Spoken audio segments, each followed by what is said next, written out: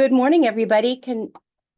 I can't see, well, I can see myself now. So good morning, everybody, and welcome to Emerald Heights.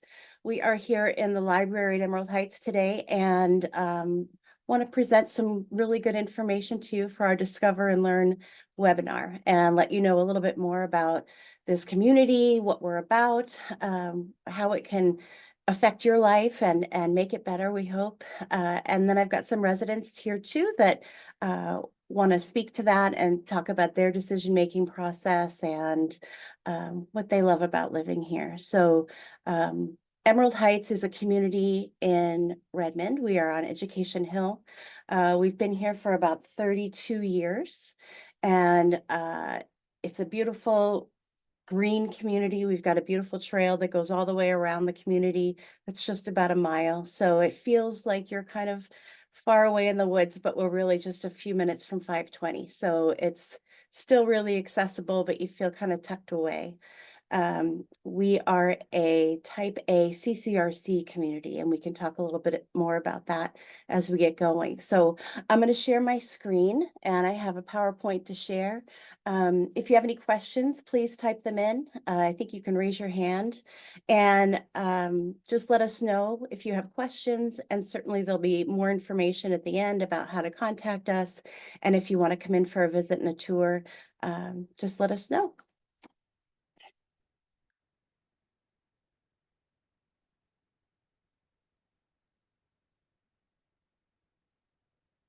There we go. So I hope you can see my screen. So that's our beautiful entrance of the community. We have one main building, and that's the entrance to our main building. That's where all the amenities are, and that's where most of our apartments are in our main building. And I think hundreds of apartments, and they're all connected by hallways. We have a few separate buildings, and I'll talk about those too. But this is our main building, entrance into the living room. So I'm Wendy. I'm in sales and marketing here. And then David and Mary Jo Nelson are here, and they are residents. Currently, they've lived here for almost 3 years, and they'll be available in just a little bit to talk. So we're gonna, like I said, learn about Emerald Heights. We'll hear from residents.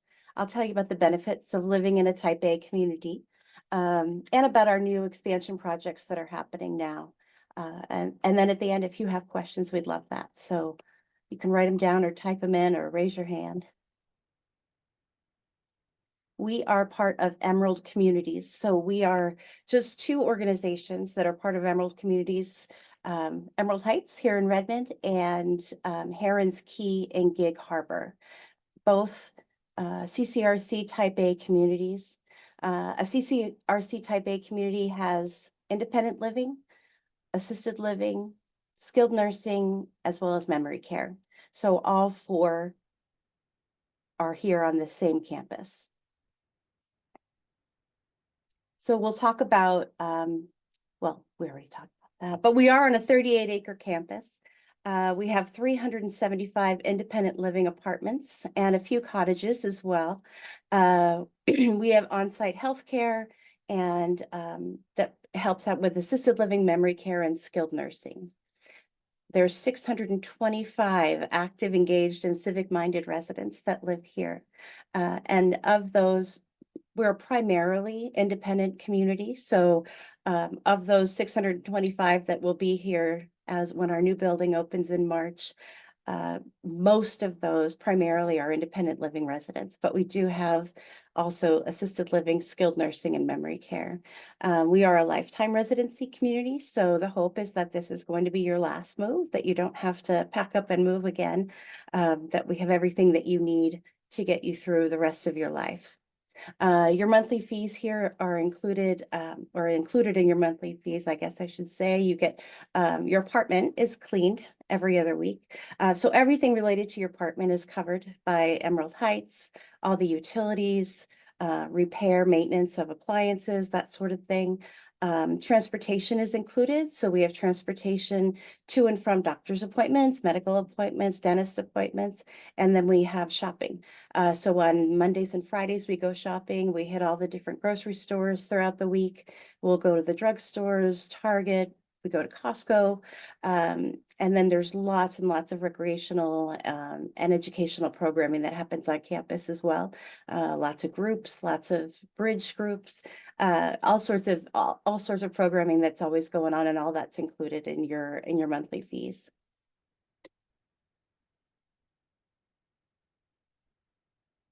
These are just other pictures of our campus.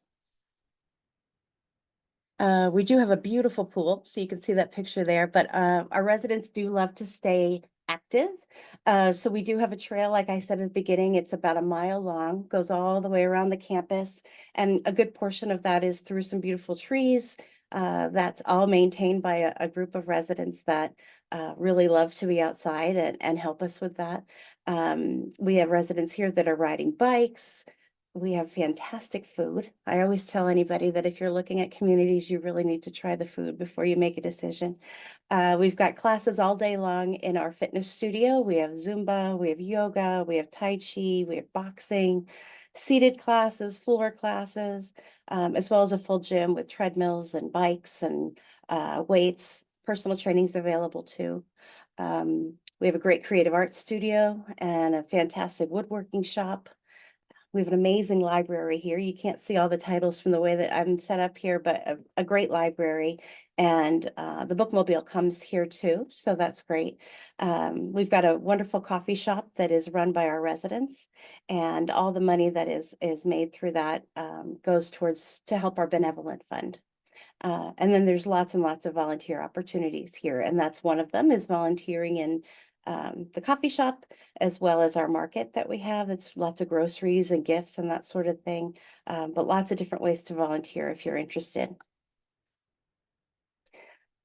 So the top 5 reasons we hear for moving to a senior living community: you want to be done with your house. You want to be done with the expenses related to your house. You want to be done with the chores related to your house, all the upkeep, all the property taxes, all that stuff. You want to be done. You're ready to move on and just have a little bit more freedom in your life. Social opportunities, and that is one of the biggest things that they talk about as far as, living longer, living healthier, is more social opportunities and quality social opportunities and social interactions. And so that's a big piece of living here at Emerald Heights. I think we're a really unique community. The residents here are not only friendly, but they're very welcoming, and I think also really supportive of each other. Another one is a freedom to pursue or renew vocations. So certainly there's lots of people here that really love to take part in our wood shop, for example, and maybe that's been a hobby their whole life. But then I think there's people that move here and they take up a new hobby and they learn about wood shop.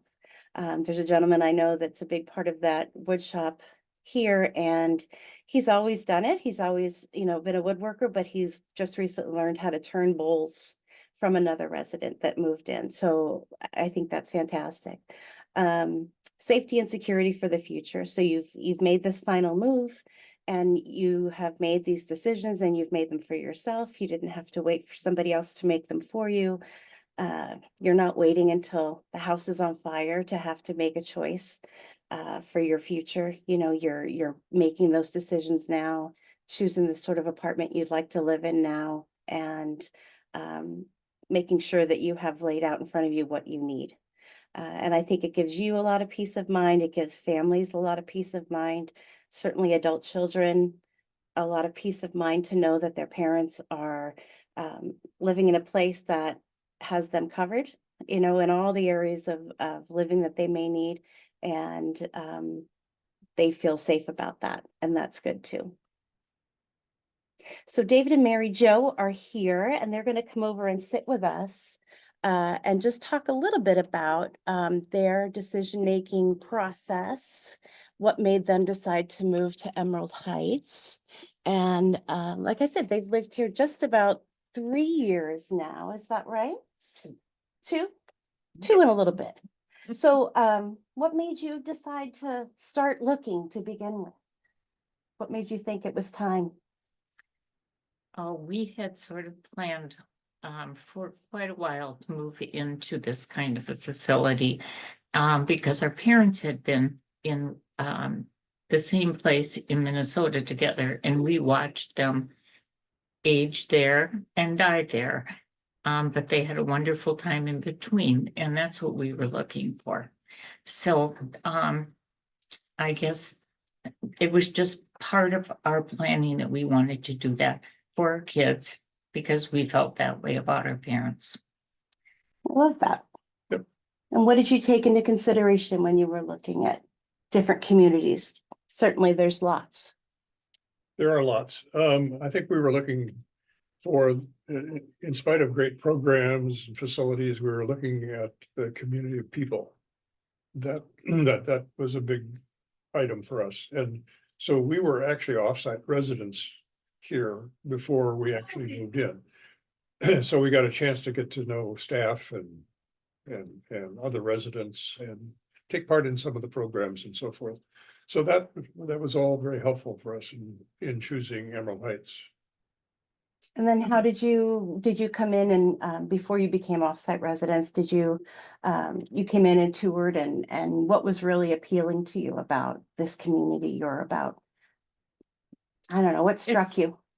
It's just a beautiful campus and it's warm. I call it cozy. I just really like the feel of it. It's beautiful as you drive down the street to get to the entrance. Sure, yeah. In this neighborhood, feeling close to the schools. It's just a great area to live in.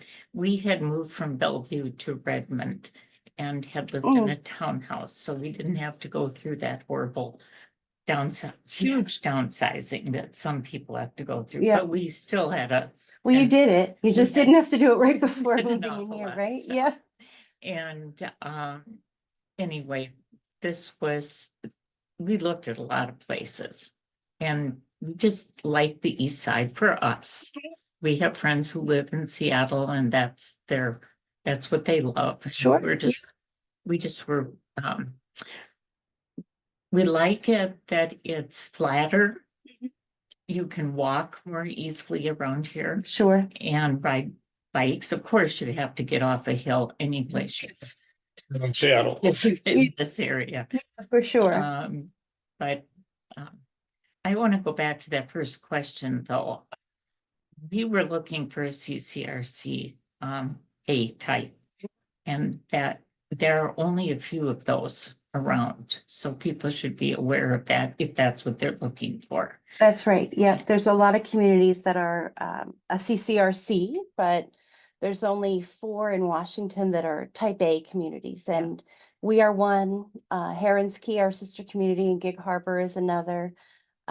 Skyline in Seattle is another, and Timber Ridge in Issaquah is the 4th. So, and we'll talk a little bit more about the type A and how that really affects you, but it is a big deal. And it's a big differentiation, I guess, was what I should say. So when you are looking at different communities, just to really dig into what that means and what each community really offers and what they don't. Yeah. Yeah. So what do you love about it here now that you've been here for 3 years? What do you love about it? Gosh. Right away, it's the people. Again, we thought about, staying in our place longer. And we loved our neighbors. And we loved our neighbors, but they were all our age. And we just wanted to get into some place while we were young enough.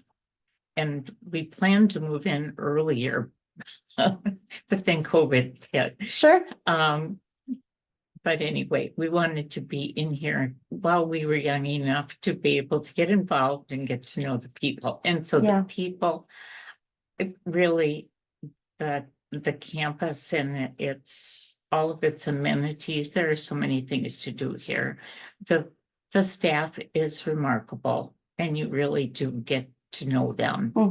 And in every area, I just can't say enough. The dining room is excellent. You can't imagine the menu that we have. Yep, the food is fantastic. I know there's just, you go ahead. Well, and there are lots of opportunities for residents to be of service.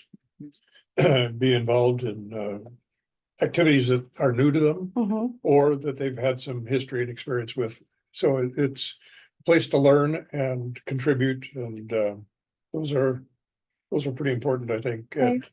our stage of life and maybe all through different stages of life. Yeah. You know, I have a lot of people that say that they're not ready yet to move, and I think oftentimes I think ready, I think about my dad, and I think his idea of ready meant like I'm not in a wheelchair and I'm not where I can't move anymore and I can't, like his idea of ready, I think, was a nursing home. And there was no such thing as really lovely senior living all those years ago. And now I think it's important to have webinars and people come in to see that it's not maybe what they think it is in Well, the their idea of head. old folks home. Yeah, yeah, an old folks home. And this is like ready needs to be like when you're young enough and healthy enough to really enjoy it, so and take part of it. We have friends here who are in their 60s. Sure. So Yeah, we have so the age range at Emerald Heights is 64 all the way up to 106 now. The oldest resident. So and I think too, people move here and maybe they look a little tired, they're feeling older, and then they come here and you have a lot less on your plate to manage. And I think people thrive in this environment. Right. So, well, and again, way back to your first question, moving out of our house, we just were ready. yeah. Right, Dave? You didn't Oh, yeah. want the yard anymore. I love the garden and the yard, but I can do a little of that here. Yep. Yep. You can. And I do. Yeah. You definitely can. What weed. Yeah. It's great.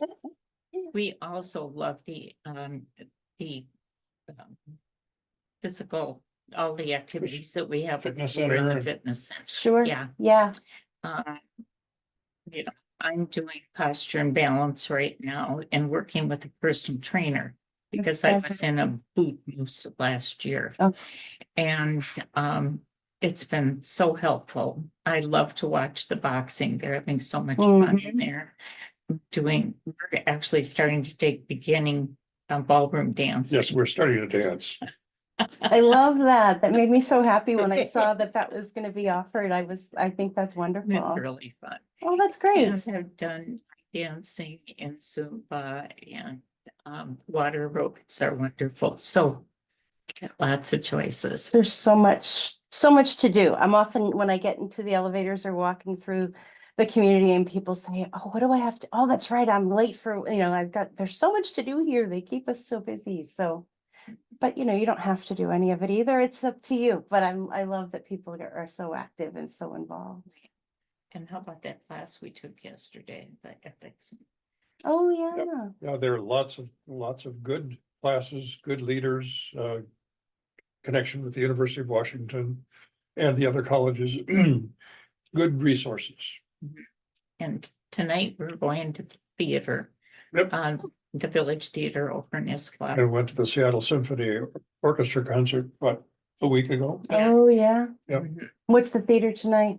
This is called. This is the doctor. It's the Dr. The Ruth. Dr. Ruth. Yeah. Yes. I've heard that's really great. Yes. And one of the nice things is and we go on the bus and we are driven down to Orchestra Hall, Benaroya Hall in Seattle, and they're let off the front door and we walk in, don't park it. We walk out, go on the bus, we're back home. It's pretty slick. I hope you have fun tonight. Yeah. Thank you. Thank you so much for coming and sitting with us and sharing. I really appreciate that. And if people have questions, they're going to hang out for a little bit. So I'll keep going through the PowerPoint. But if you have questions, and I think there might be one up there, we can talk about that too, and we'll ask. Thank you. You can stay here or you can stay here. Okay. Keep me company for the rest of it. Let's see if this is a question. Oh, why is that? So they haven't been able to see us the whole time? Well, that's just sad, but hopefully they heard us. My goodness. Let's see. How do you ask a question? So you can just go ahead and ask them. I can hear you, so that's great. Well, it's not directly related to Emerald Heights, but I was curious on your experiences in downsizing your house from your house. How painful was it? Scale of 1 to 10, this was an 11. Oh, God. We had a lot of stuff. Honestly, we just started working away at it as soon as we knew that we were going to move here. And yeah, it's always, you're always exhausted, I think, by the time you're ready to move. But that's all I can tell you. There are some wonderful resources, though, for people that we didn't use, but that we've had friends use. And Wendy, you could probably tell about the organizations that will help you. Ooh. Yeah, we partnered with a company called Live Now.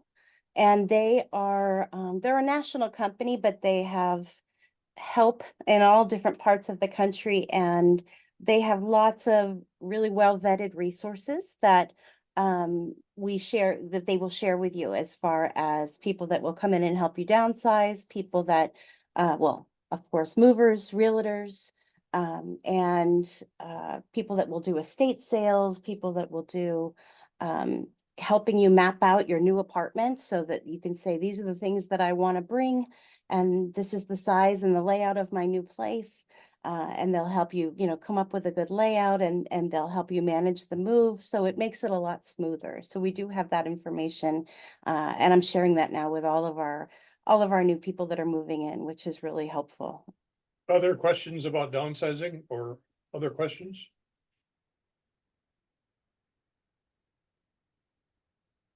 Not right now. No. Thank you. No, Sorry, we couldn't. Well, this is maybe a question for Wendy as much as you, but is one expense I'm wondering about is renter's insurance. Is that something you need to get if you move in? It is. Okay. Yep.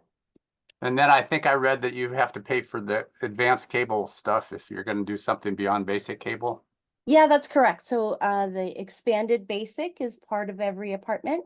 But if you want to do the higher levels of cable, so you just would pay the difference between the two. So the only thing you're responsible for in your apartment really is your own phone, and that's typically cell phones these days, but it could be a landline too if you want that. And then your Wi-Fi, your own personal secure Wi-Fi system. So that's it. And then the renter's insurance. And then the renter's insurance. Yep. Okay. Yep. All right. Well, thank you guys. I appreciate it. I'll see you soon. Okay. Enjoy. Thank you.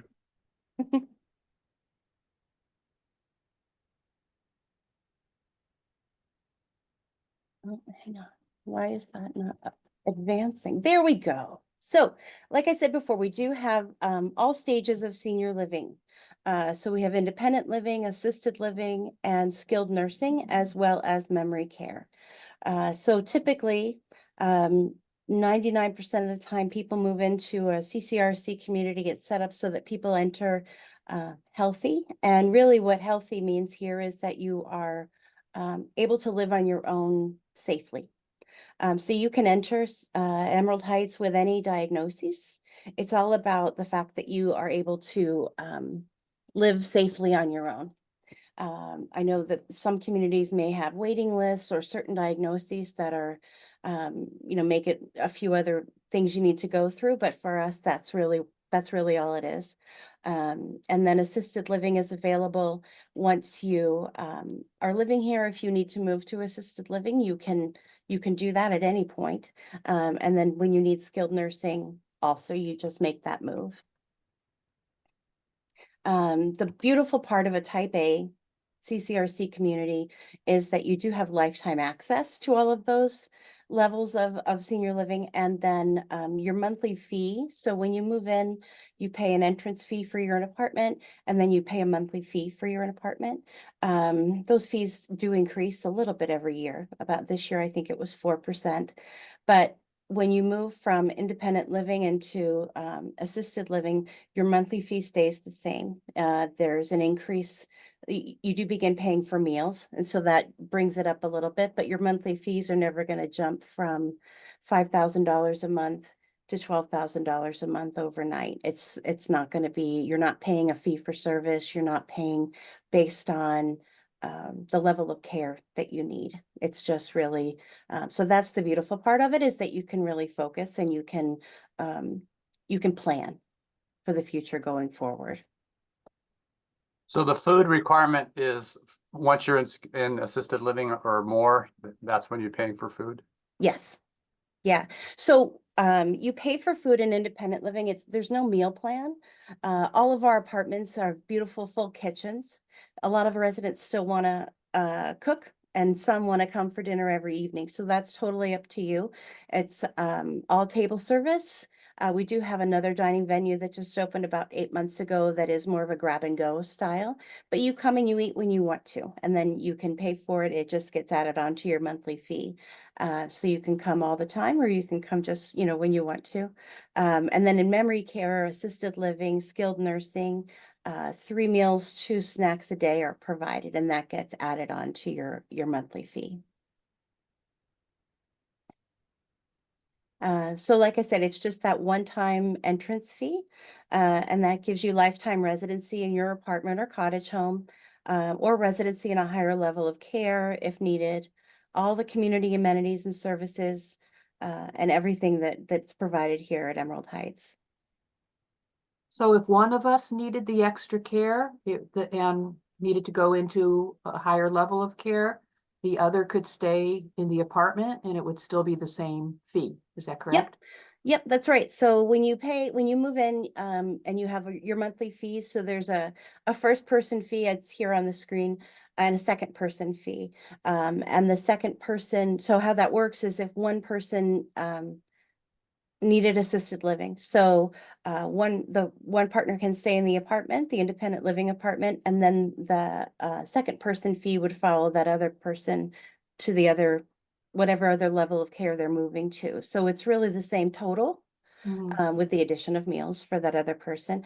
It's just kind of, it's, it goes to 2 different places, but it's really the same total. So your monthly fees they shift a little bit, but it's still the same total. Does that make sense? Yes, it does. Thank you. But it Yeah, showed you're up on welcome. your list before of receiving assisted living in your apartment?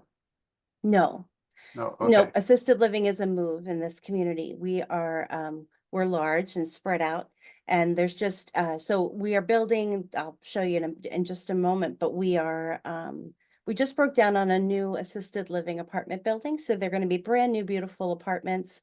And that will be complete in 2025, early 2025. So, when that happens and that building is open, anyone who's currently in assisted living will move there, and then that will become our new hub for assisted living. So you can one partner can stay in their apartment and the other one can go there. They could both move together. There'll be 1-bedroom apartments. But yeah, so that's how it works here. It is a move. So it's a move to assisted living. It's a move to skilled nursing. And then once you're ready for memory care, that's another move, but all here on the campus, all easily accessible. So if you're not living in the same place, it's easy to spend as much time as you want together, plenty of time. You can have meals together. You can see each other all the time.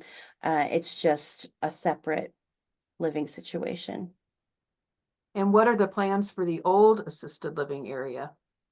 Yeah, that's a great question. So our current skilled nursing is semi-private apartments, and they will then become fully private apartments once that assisted living transition happens. And that's a great thing. So skilled nursing will then will be private apartments. So I'll add more apartments in the pool then, right? It'll what? It'll Well, add more. no. No, it'll Oh, be nursing. they'll just be skilled nursing apartments. Right. So the apartments that we have in that wing of our building, the Corwin Center, so there'll be skilled nursing apartments, and then we're hoping to add a few more memory care apartments as well. And then the assisted living will be in its own lovely building, and it will have a skywalk between that building. It's just right across a little street, but it'll have a skywalk so that if you're in assisted living, you don't have to go outside to get back and forth to use the amenities that are in the main building. So in the main building, we have our dining room, we have our new dining venue, the pool, the gym, the library, creative arts studio. So all that is available to you no matter where you live in the community. The picture that is on the screen right now is of our Trailside building. And we are building 2 new independent living buildings that are along just in the line with that one. They're all really similar in look.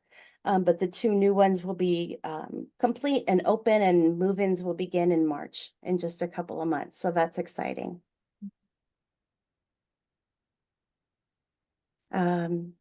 Yeah, so you move in, you pay your entrance fee later if you need to. So the community does offer a promissory note.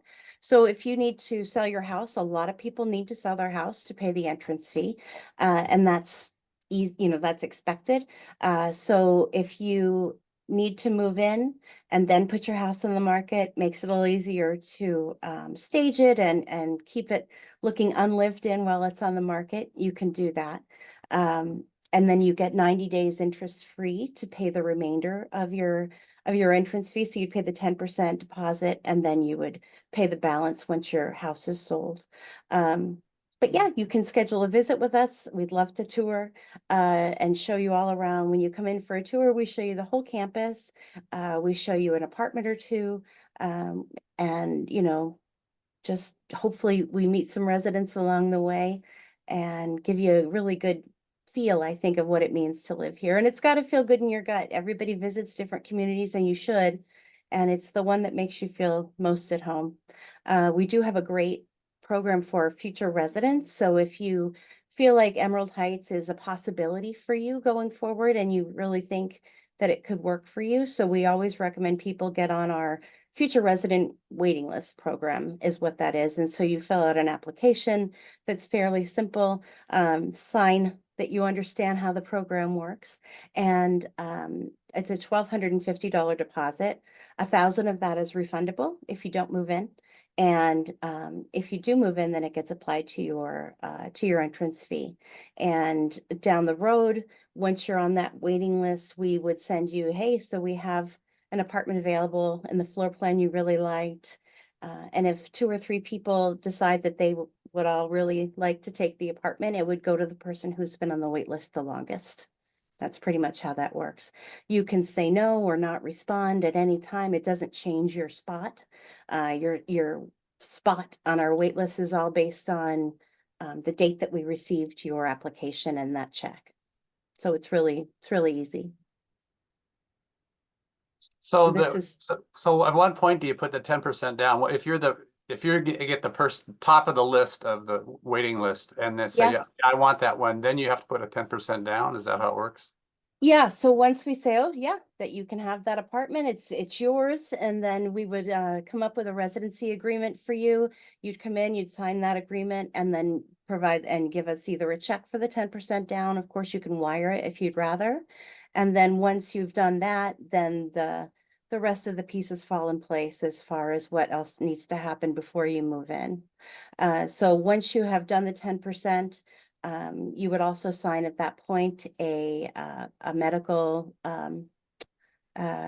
release so that our nurse can get your health records, recent health records. And when they're in, we would schedule a time for you to come in and meet with the nurse. And it's not a doctor's visit. It's really the nurse. You sit down and talk with them about anything that you've got. Maybe you do have health issues that you're dealing with. Maybe you, any medications that you're taking, how you get along every day at home. She would have you do, or he would have you do, they'd have you walk back and forth. They'd see how your gait is, make sure that you're, not unstable. They do a cognitive exam. But all this, like I said, is really just to make sure that you're safe to live on your own. So usually from the time that you sign for an apartment, it's about 90 days between then and move in. So, yeah, I was going to ask, so once you put your 10% down, when is the rest of the money due? When you actually move in and you have 90 days to move in? So yeah, it's due, we schedule a closing appointment with you a few days before your actual move-in, and it would be due then, unless you've decided that you'd like to take advantage of the promissory note. But if you don't do that, then it's due right at move-in. And then what's the promissory note?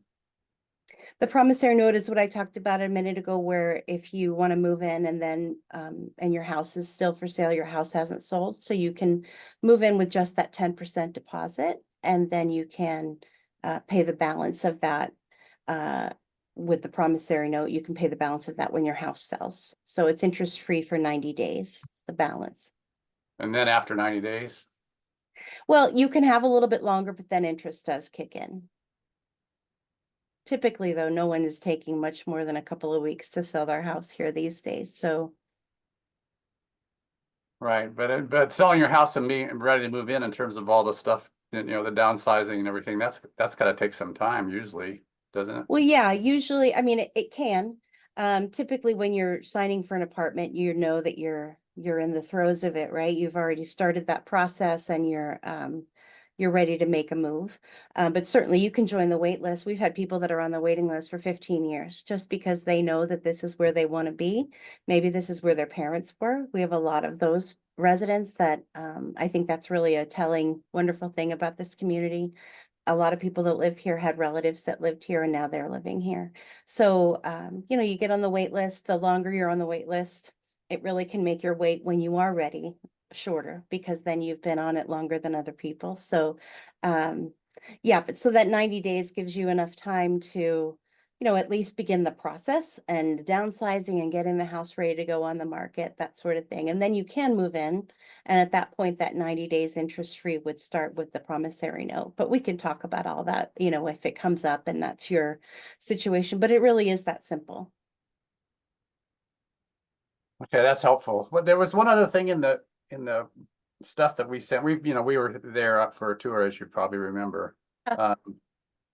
About something about 2 years, if you're gonna be ready within 2 years or something. There's some distinction made there. I wasn't quite clear what that was about. Well, I don't know. I think that so some people, like I say, are on the waiting list for a really long time. But if you get to the point where you've been on the waiting list, or you know, you think you're ready and you're looking to make that move within a year or two, or 6 months to 2 years is typically what we'll say. It can take if you're waiting for a really specific apartment, you know, so that's usually what we say is the time. If you were to get on the wait list today, I would say, yeah, 6 months to 2 years until move in. But you know, if you're on the wait list for a really long time and then you feel like you're getting close, so then I would say, you know, let us know that so that we can really begin strategically looking at the apartments that are coming available and let you know, what's coming up, what's happening, and just we keep in closer touch perhaps than we would have if you've just been on the waiting list and saying you're not ready yet. Well, I thought I saw also on that priority listing that the first priority goes to people who already moved into a place that they didn't necessarily want to stay in, and then they get first choice to move into an upcoming one. Is that correct? That's correct. So we do have an internal wait list as well. So if residents move in and either, excuse me, either they want to downsize, they've been here a while and they might be ready to, you know, move into something smaller, or they move in and they really want to wait for, we only have a few of our cottages, we only have a few of certain floor plans, and so they might want to move in sooner because they're ready to move. And then they will be on the internal wait list. So our residents always have kind of first right of refusal. So that's an option as well. So is that very common? Yes. Yeah, I mean it's not the in-house waiting list is not very long, but certainly it's not an uncommon thing for people to move, especially if they want to move into one of our cottages. There's only 24 of them. So the wait list for those is 4 to 5 years, whereas the wait list for our other apartments is 6 months to 2 years.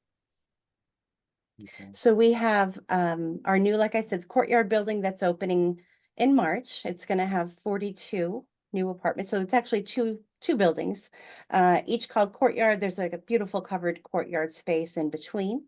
And the new assisted living building will have 54 one-bedroom apartments, and that will be open in early 2025.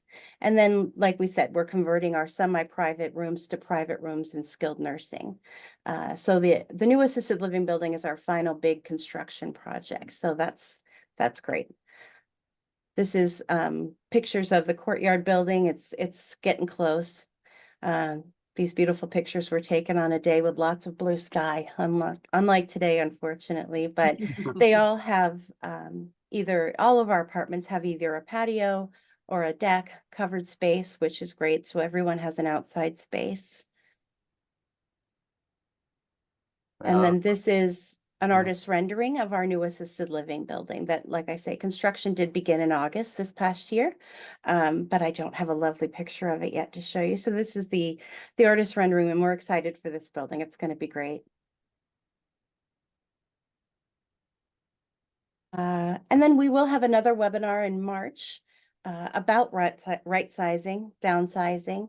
And that's going to be led by someone who's just stellar in that field. So that's great. So you'll get an announcement about that if you've been to, if you're on our email list, and it'll also be on our website and advertising it that way too. Does anybody have any other questions? I have some more, but I don't want to dominate the conversation.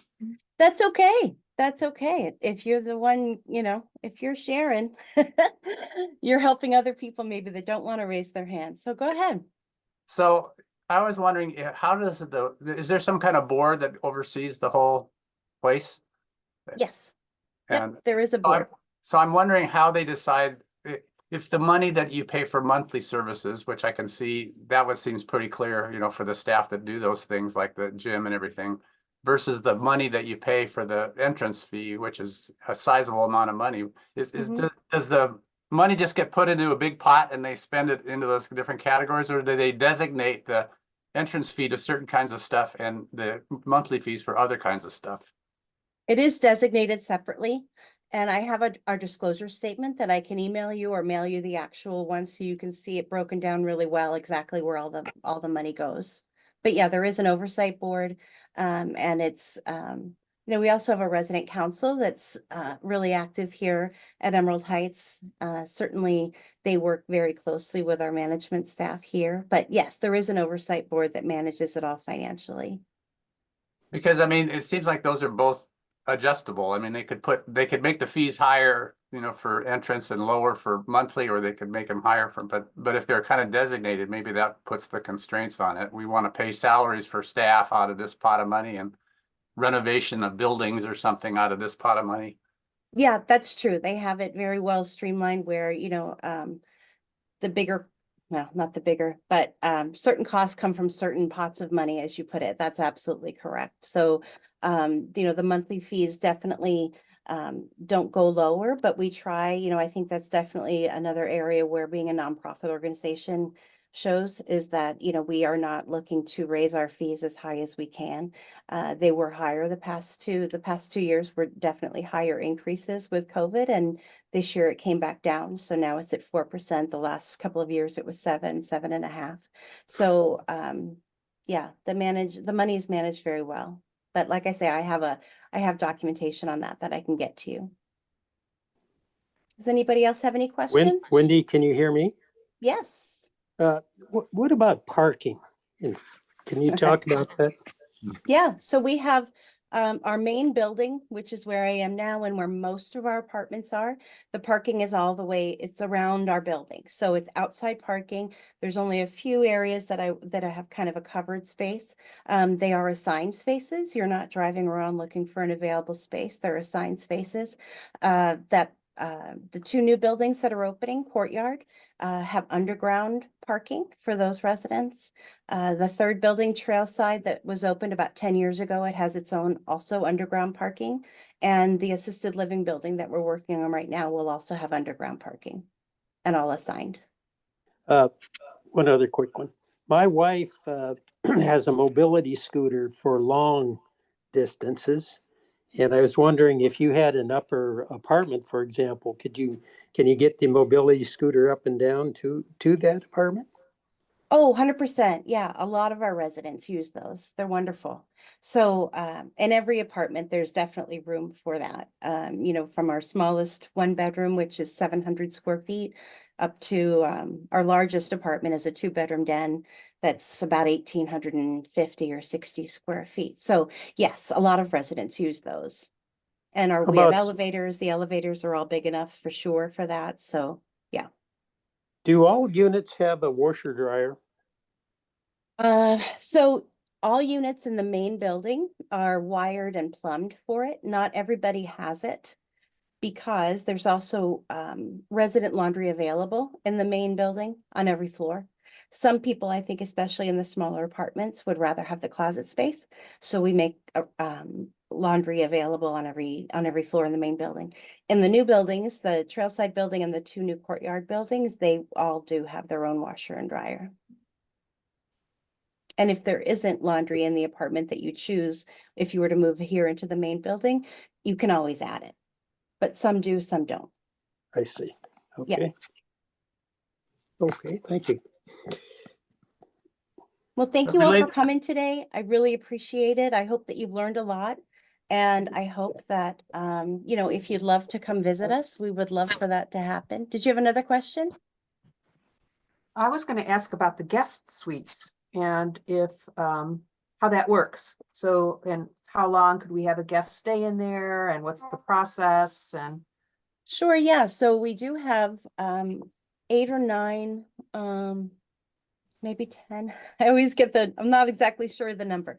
We have several guest suites that are the size of a studio apartment. They're set up like a hotel room. And there's coffee machine, there's a refrigerator, there's linens and the beds made and towels and all that good stuff. So residents can reserve those for friends, family that are coming from out of town or for whatever the reason. And they're about $103 a night. And you can reserve them for one night, you can reserve them for several nights in a row, whatever you need. And how far in advance can you book it? As early as you can. People, you technically, I think, can book as far in advance as probably 6 months to a year. So, it's always busiest, of course, at the busiest times, either in Seattle or in just everyone's life, either holiday time or seafair time. But, there's definitely busier times of year than others. But so I just say as soon as you can. And also, how about having guests stay in your apartment when you're there or when you're not there? When you're there, totally fine. I don't think, it's your home, so it's up to you. Yeah, how long people stay. If it gets to be longer than 30 days, then that becomes more of are they moving in? And then there's a conversation perhaps, but certainly you're welcome to have guests stay at your home, come visit anytime. I don't think that they want visitors to be in your apartment if you're not there. Okay. Okay. So this is our website, which you've probably all been to before, emeraldheights.com. We do have a Facebook page and it often will highlight fun things that are happening here at the community. This is the main number of the community. And if you want to reach out to schedule a tour or ask more questions, we can certainly talk on the phone as well. We can do Zooms. We have people that move here all the time from either out of state, out of the country. So we can do all this process via Zoom and DocuSign and that sort of thing as well. So it's a wonderful place and we'd love for you to come visit and learn more about us. And we'll see you on our next Zoom. Thanks, Thank everyone.